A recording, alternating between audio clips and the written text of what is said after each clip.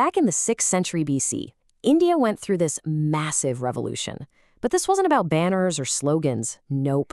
This one was forged in iron. We're going to explore how a single technological leap kicked off a chain reaction that completely reshaped an entire subcontinent, from its empires all the way to its gods. So let's kick things off with a huge question. How does an entire society, we're talking politics, the economy, even what people believe, just completely transform, almost in the blink of an eye? Well, for India in the 6th century BC, the answer was surprisingly simple. It was iron. The widespread use of iron tools was the spark that literally forged a whole new world in the fertile plains of the Ganges River.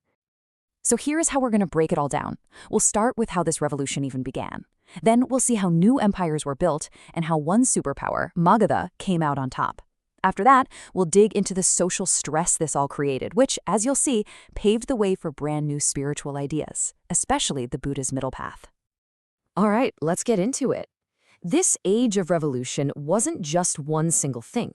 It was actually 3 massive shifts, all happening at the same time, feeding into each other and creating this perfect storm of change and, well, upheaval. So you've got these 3 things happening all at once. First, on the political front, you see the first big states, the Mahajanapadas, starting to take shape. At the same time, economically, cities are just booming in what historians call the second urbanization. And all this upheaval, it sparked a huge spiritual revolution, with radical new ideas challenging everything about the old ways. Okay, so let's follow this thread, starting with that political explosion. It sounds kind of crazy, right? How does a simple piece of iron, an iron tool, end up building an entire empire? Well, it's all about a chain reaction. And here's how it worked. It was simple, but so powerful. First, you get iron axes. With those, people could finally clear the super dense forests of the Gangetic Plains, opening up massive amounts of new, fertile farmland. This, of course, led to huge agricultural surpluses, way more food than anyone had ever had before. And what do you do with all that extra food? Well, you can support bigger populations, you can pay for professional armies, and you can have a class of people who just run things, the administrators you need, for the very first real states, the Mahajanapadas. Now, these 16 Mahajanapadas, they weren't all the same. They actually came in 2 pretty distinct flavors. The majority of them were powerful monarchies, with a king at the top, and they were thriving in those rich river plains. But then you had a few others, tucked away in the Himalayan foothills, that were different. They were oligarchies, known as Ganasangas, and they were run by councils instead of a single hereditary king. So you've got this new landscape of states, all competing, all fighting. It was only a matter of time before one rose to the top. And that one was Magadha, the kingdom that would eventually become the dominant superpower and swallow up all the others.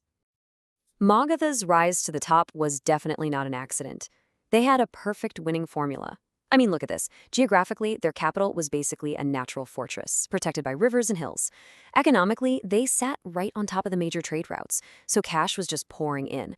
Militarily, they had access to huge iron deposits nearby, which meant better weapons. And on top of all that, their centralized monarchy was just ruthlessly efficient. But, and this is a big but, this new world of rich cities and powerful kings created some serious social problems. All this rapid change put society on a collision course with its own ancient traditions. It sparked a real crisis of identity, of purpose. At the very heart of that old order was the Varna system. This was the ideal social structure, right? A 4-part hierarchy where your place was decided by ritual purity. And right at the very top were the Brahmins, the priests. In theory, everything was neat, orderly, and divinely sanctioned.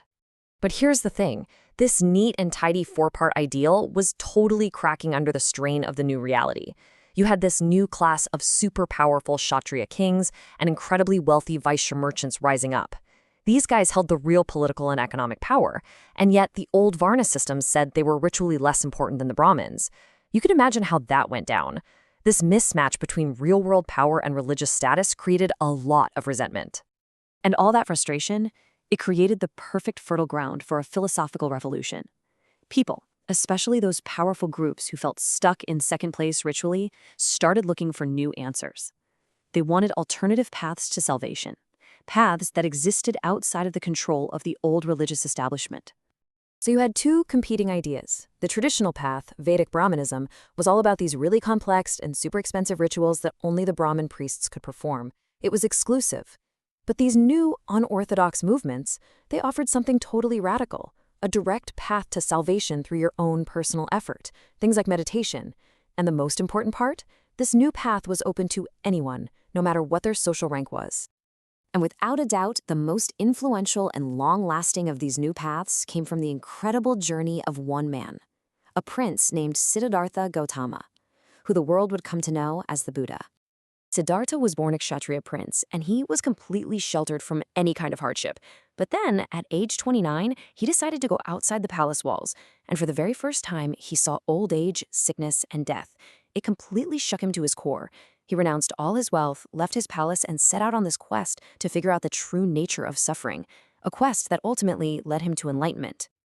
Okay, so at the very heart of his teachings are what we call the Four Noble Truths. You can think of it like a doctor's diagnosis and prescription. The diagnosis? Life is full of suffering, or dukkha. And the cause of all that suffering is our own endless craving and desire. But, and here's the good news, the third truth, that suffering can be ended.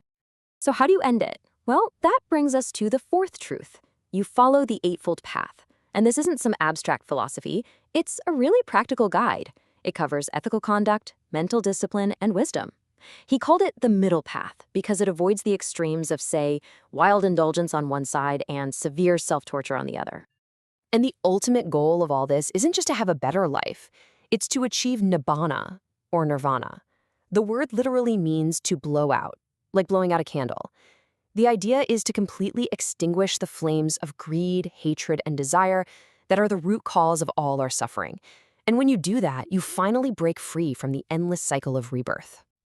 Which leaves us with one final, pretty amazing thought. How is it that a whole philosophy, born from this one specific moment of technological, political, and social crisis, can still resonate so powerfully today?